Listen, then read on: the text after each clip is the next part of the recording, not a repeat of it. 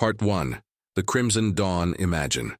A lonely asteroid spinning silently in the vastness of space, its surface a tapestry of crystalline spires that shimmer like frozen starlight. This is Kaelith-7, home to the Astra, a people of living crystal, their bodies refracting light into dazzling rainbows, their lives a quiet symphony of peace. For centuries they've mined this rock, coaxing rare minerals from its heart to sustain their kind. War, strife, these are tales from distant worlds. The Astra know only harmony, but harmony, my friends, can shatter in an instant.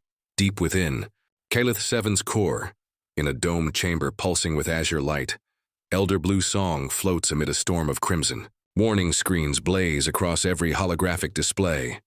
Hostile vessels detected. His crystalline form, radiant as a sapphire, clouds with worry as he summons the sensor data. 27 black ships, their hulls swallowing light, cut through space in a predatory wedge, a formation that screams destruction. The control room hums with the anxious chimes of Astra bodies, their vibrant colors fading to murky grays. Elder, calls Crystal Hum, the youngest operator, his voice a trembling melody like wind through a crystal cave. The scanners show 27 vessels. No identification signals, their signatures. They match the Dark Swarm, the name strikes like a hammer. The Dark Swarm. Raiders who descend like locusts, stripping colonies bare, leaving only silence. No survivors, no witnesses, just broken worlds. The Astra, 5,000 souls strong, miners, scientists, families, have no weapons, only shields, meant for micrometeorites, not warships. Blue Song's core dims, his translucent limbs steady despite the fear clouding his form. The Galactic Council's fleet is 3 weeks away, he says, voice resonating with authority. The Dark Swarm will be here in 2 days. Despair ripples through the chamber. Crystal Hum's youthful form flickers, his forelimbs twitching. What can we do, Elder? We're not warriors. Blue Song's mind races through centuries of Astra lore, searching for a lifeline. The Council's laws bind them, but there's one forbidden option, a whisper from their darkest moments. He drifts to the communications array, his limbs trembling. There's one chance, he says, voice low. The humans, the Deathworlders, gasps, echo, amplified by the crystalline walls. Humans, beings from Earth, a planet of crushing gravity, ravenous predators, and violent storms. A species so resilient, so fierce, the galaxy feared them, banishing them to a distant sector centuries ago. They accepted their exile with a baffling gesture, a shrug they called it, but left a gift, an emergency frequency, a beacon for those desperate enough to call the galaxy's most feared. Crystal Hum's core flickers with doubt. Elder, the stories say humans are violent, unpredictable. What if they're as bad as the Dark Swarm? Blue Song's form glows fierce, cutting through the crimson haze. The Dark Swarm destroy for greed. Humans fight to protect. Sometimes the dangerous are our only shield against evil. His limbs dance over the controls, activating the forbidden frequency. The beacon hums to life, its signal shaking the way. Chamber's walls. A message, crafted in the human tongue of English, surges into the void. To any human vessels, this is the Astra colony in Sector 7B9. We're under attack by a hostile fleet. We have no weapons, we have children, please help us. Silence falls, the beacons hum the only sound. The Astra wait, their hope pinned on the galaxy's outcasts. Part 2. The Thunder's oath far across the stars, aboard the human flagship. Thunder, a 2-mile titan of steel and scars. Admiral Marcus Kane stands on the bridge. His gray eyes, sharp as a blade, scan the shimmering streaks of hyperspace. At 62, Marcus is a legend, a man forged by Earth's trials, guided by a moral compass that never wavers. His crew, veterans and dreamers from every corner of human space, moves with purpose, returning from a routine patrol. Admiral, calls Lieutenant Elena Reed, her voice slicing through the bridge's hum. Distress signal on the emergency frequency. Marcus straightens, heart quickening. That frequency, silent for 200 years, is humanity's promise to a galaxy that shunned them. "Play it," he says, voice deep and calm. The alien voice fills the bridge, careful English laced with desperation. "We're under attack. We have no weapons. We have children. Please help us." The crew freezes, the words sinking in. Marcus's jaw tightens, picturing a colony in peril, children hiding in fear. "Source?" he asks. Atlas, the ship's AI, flickers as a blue hologram. "Astra Colony, Sector 7B9. 27 warships, dark swarm signatures. They'll reach the colony. 47 hours. The dark swarm. Pirates whose cruelty stains the galaxy, preying on the helpless. They've never dared human space, but their atrocities are infamous." Marcus's mind churns. "Time to intercept?" 38 hours at maximum speed, Atlas replies. "A narrow window." Elena frowns. "Sir, entering that sector breaks 6 council treaties. We'd risk sanctions, isolation."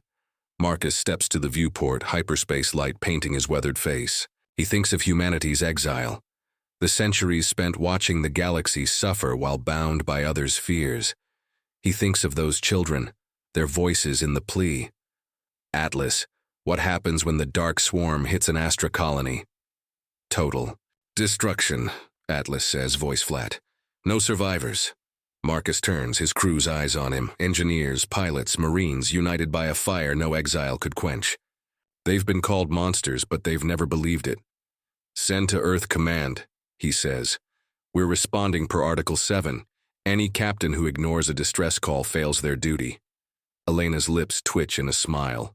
Article 7, rooted in Earth's ancient maritime laws, burns in their blood, a vow to never abandon the helpless. "Atlas, plot the course, maximum speed." "Elena, tell the colony, help is coming." Atlas flickers. "Only a 9% chance we arrive before the attack begins." Marcus's smile is steel. "Then we'll be quick. Battle stations, people. Let's remind the galaxy why you don't hunt the innocent on our watch." The Thunder's engines roar, surging through hyperspace, 15 warships in its wake. The crew prepares, driven by a hope that someone, somewhere, would need protectors more than they feared humanity's strength. Part 3. The Siege of Kaelith-7 on. Kaelith-7. The dark swarm arrives, their black ships blotting out the stars. Blue. Song watches from the underground command center as energy blasts shred the colony's shields, the ground trembling as crystalline towers crumble. "All 5,000 are in the shelters," Crystal Hum reports, his form dim with fear. The shelters, built for meteors, are no match for warships, but they're all they have.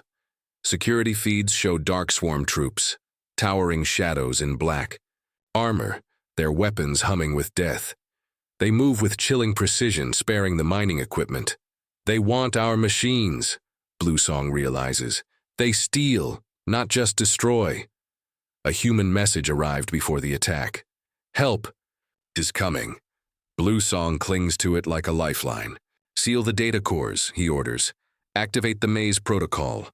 The complex's walls shift, turning corridors into a labyrinth to slow the enemy. A broadcast booms, cold and artificial. "Astra Colony, your resources are ours.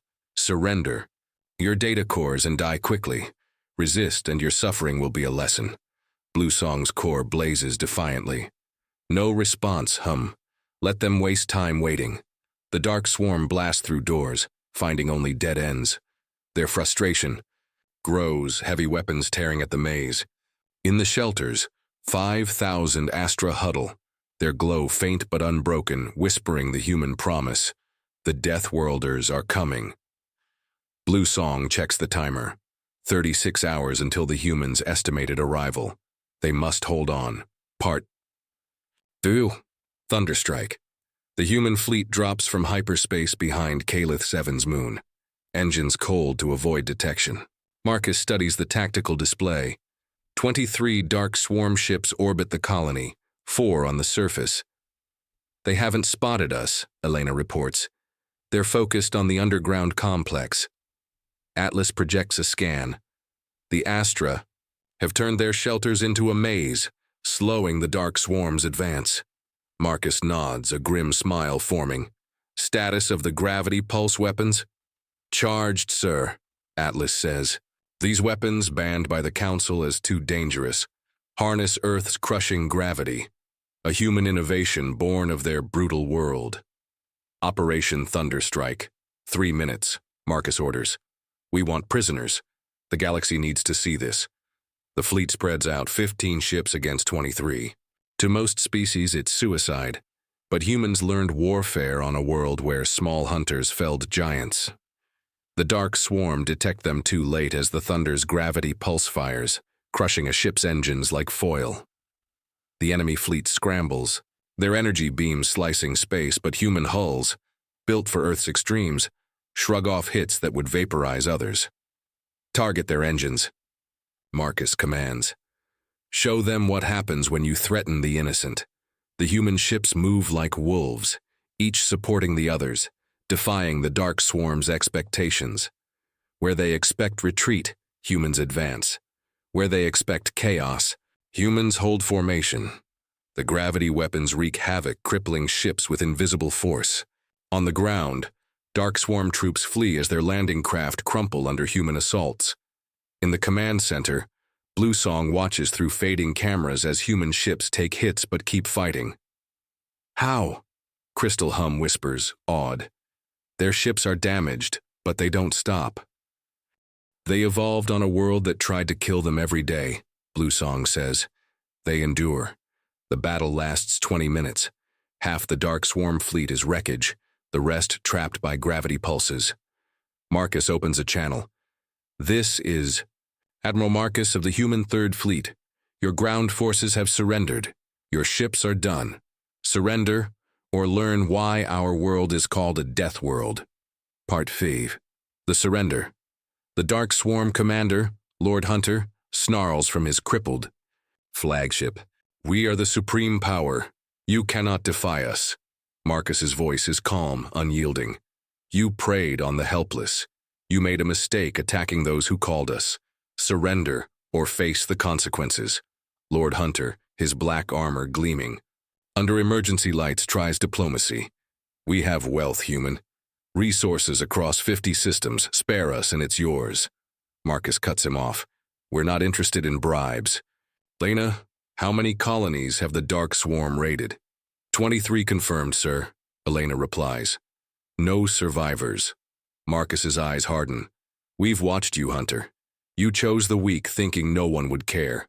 But we care. One last chance. Surrender. Hunter slams his console. We will not bow to lesser beings who should have died on their brutal world. Marcus smiles, cold and certain. You don't get it. We didn't survive Earth. We mastered it. Atlas, execute final warning. The human fleet's gravity. Weapons hum, reversing gravity on the Dark Swarm ships. In their low-gravity bodies, the crews flail, disoriented. Fun fact, Marcus says. Humans handle 0 to 3 times Earth's gravity. Yours? 10 minutes to disorientation, 20. To organ failure. Choose fast. Hunter gasps, clutching his console. You wouldn't. The Council forbids this. The Council forbade us helping too, Marcus replies. Do you really think we follow their rules? Hunter's defiance crumbles. We surrender. Full and unconditional. Marcus nods. Wise choice. Marine teams board their ships. Let's show the galaxy what happens when raiders meet protectors. Part 6. The Galactic Reckoning. 3 months later, the Galactic Council chambers buzz with 100 species, their voices a cacophony of excitement. For the first time in 2 centuries, a human delegation stands at the podium. Marcus, in his formal uniform, bears the Thunder's scars like medals. Beside him, Bluesong's crystalline form glows with steady confidence. Bluesong speaks first, his voice resonating. 3 months ago, my colony faced extinction. We had a choice. Follow your rules and die, or call the ones you labeled too. Dangerous. We chose to live. The chamber quiets. Footage plays. Human ships charging through devastating fire, Marines shielding Astra children, medics treating the injured. The humans didn't just save us, Bluesong continues. They showed us strength means protecting the helpless, not conquering them. Marcus steps forward. For 200 years, we stayed in our sector, watching as raiders like the Dark Swarm preyed on the weak. When the Astra called, we answered. Not for power, but because it's who we are. The council leader, a being of pure energy, speaks. Your actions, while heroic, broke our laws. Marcus raises an eyebrow. On Earth, we have a law older than the stars. Any captain who ignores a distress call fails their duty. Strength isn't just power, it's how you use it. Blue Song displays the Dark Swarm's prison ships, their leaders confessing to 57 attacks. They targeted the peaceful, he says, but someone answered. Marcus's voice is firm. We propose a new deal. Any colony can call us for protection. We'll answer, defend, ensure no one suffers as those 57 colonies did. Why trust you with such power? The leader asks. Blue Song's core glows. Because they've always had it. Instead of conquering, they protect. I've seen their children play with ours. Their engineers rebuild our homes. They're not monsters, they're guardians. The chambers erupt in debate, but the vote is swift. The treaties are rewritten, allowing human ships to answer distress calls. Within a year, hundreds of colonies request protection. Pirates learn to fear the Deathworlders, not as destroyers, but as protectors. As Marcus and Blue Song leave, Marcus smiles. On Earth, we say evil triumphs when good men do nothing. Blue Song's form sparkles. Then it's fortunate the good men of Earth chose to act. Above the thunder orbits, it scars a badge of honor. The Deathworlders have found their purpose, not to be feared, but to guard those who need them most. And in the stars, a new light shines, a beacon of hope, lit by the courage to answer a desperate call.